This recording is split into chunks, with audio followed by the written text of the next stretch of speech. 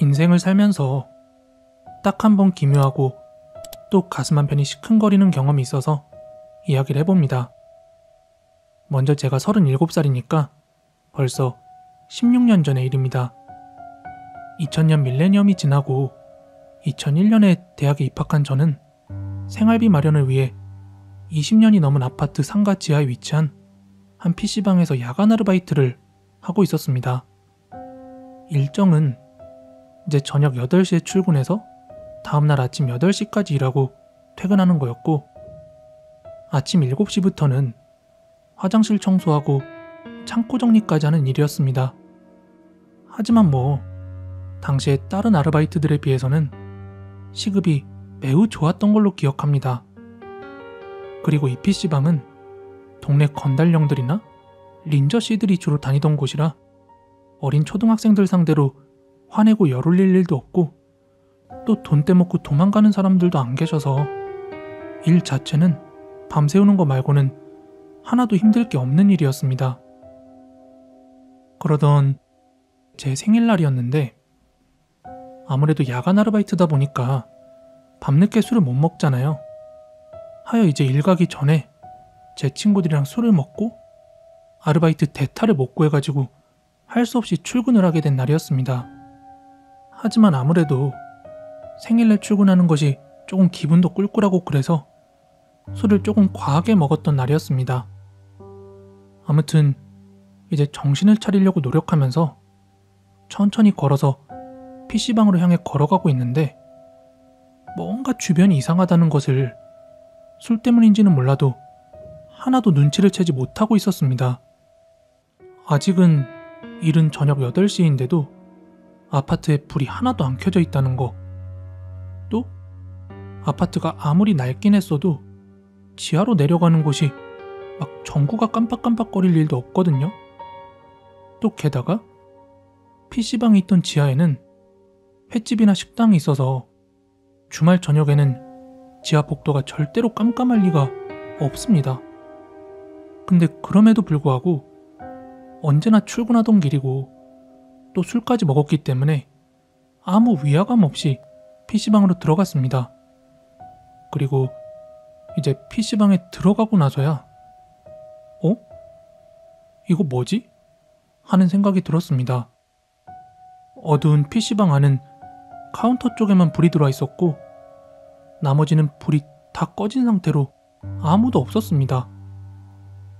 언제나 출근할 때마다 자리를 지키던 린저씨들도, 또 출근하자마자 커피 좀 타오라고 하시던 동네 건달 형님들도요. 마치 꼭 뮤지컬에서 핀 조명을 내린 것처럼 카운터에만 조명이 들어와 있었고, 거기에는 전타임 아르바이트 누나가 저를 보면서 활짝 웃으면서 앉아 있었습니다. 이때서야 술이 확 깨면서 소름이 돋았습니다. 왜냐하면 그 누나는 2주 전에 일을 그만뒀고 며칠 전에 교통사고를 당해서 세상에 없을 누나였기 때문입니다. 술이 깨면서 저를 보고 매우 환하게 웃는 그 누나를 보면서 온몸이 바들바들 떨고 있는데, 이때 누나가 제 곁으로 다가왔습니다. 뭔가 일어나는 기색도 없이 그냥 스르르 미끄러지면서 제 앞으로 온 누나가 얼굴을 딱 굳히면서 이렇게 얘기하는 거예요. 왜 이렇게 늦는 거야?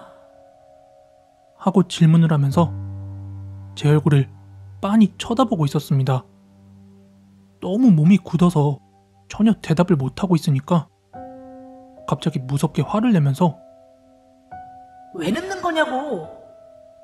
이렇게 막 소리를 지르길래 일단 저도 모르게 안 늦었어요 라고 대답을 했습니다.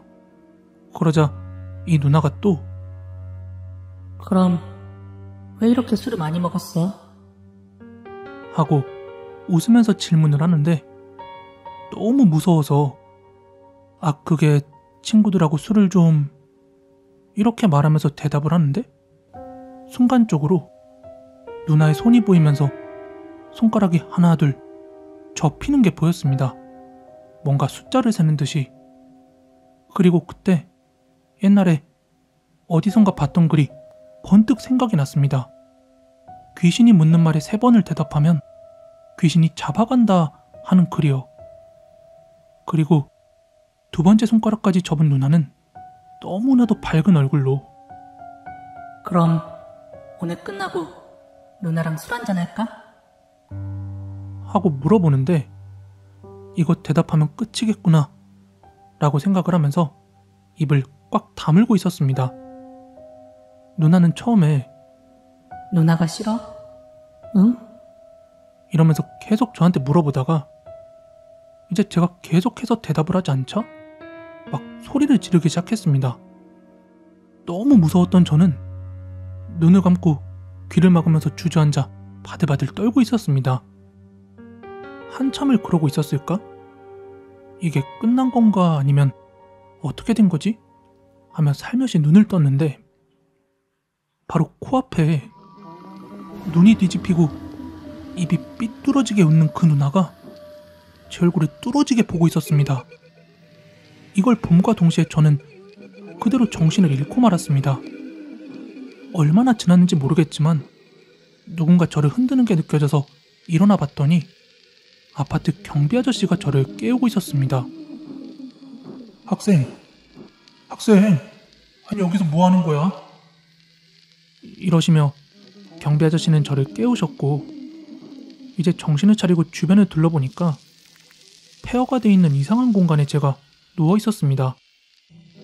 그리고 나서 경비 아저씨에게 혼나면서 밖으로 나와보니까 이게 제가 일하는 아파트가 아니라 바로 옆에 재개발 예정지라 폐허가 된 아파트 단지 지하상가에 제가 쓰러져 있던 것입니다. 뭐 다 같은 주공 아파트라 술을 먹고 잘못 들어가서 꿈을 꾼 건지 아니면 실제로 어떤 일을 겪은 건지는 잘 모르겠으나 너무나도 저에게는 소름 돋고 무서운 일이라 PC방도 그만두고 다 털어내기 위해서 자취방도 이사를 했습니다. 그리고 이사를 하고 나서 짐 정리를 하다가 원래 쓰던 가방을 수선하느라 잠깐 쓰던 크로스백이 있었거든요. 이 크로스백을 정리하기 위해서 안을 열어봤더니 못 보던 헬로우키티 우편 엽서가 들어있었습니다. 뭐 다들 짐작은 하셨겠지만 제 가방에 이 엽서를 몰래 넣어둔 사람은 바로 그 누나였습니다. 이제 자기가 일을 그만두는데 너를 좋아했었다면서 일을 그만둔 날 만날 수 있겠냐고요. 순간 너무 미안한 마음이 들었습니다. 이 엽서를 제가 발견하지 못해서 누나한테 대답을 하지 못해서 나를 찾아왔던 것인가? 하는 생각이 들어서 너무 미안했습니다. 그리고 저는 누나가 교통사고를 당했던 그 장소에 가서 누나에게 사과를 했습니다. 미안하다고, 이 엽서를 너무 늦게 발견했다고요. 그리고 어디서 들은 건 있어가지고 엽서를 태우면서 기도를 했습니다. 부디 편히 쉬시라고요. 술을 먹고 개꿈을 꾼 건지 아니면 실제로 일어난 일인지 분간은 안 되지만 아직까지도 미안한 마음을 가지고 있는 걸 보면 아마 실제 있었던 일 같습니다.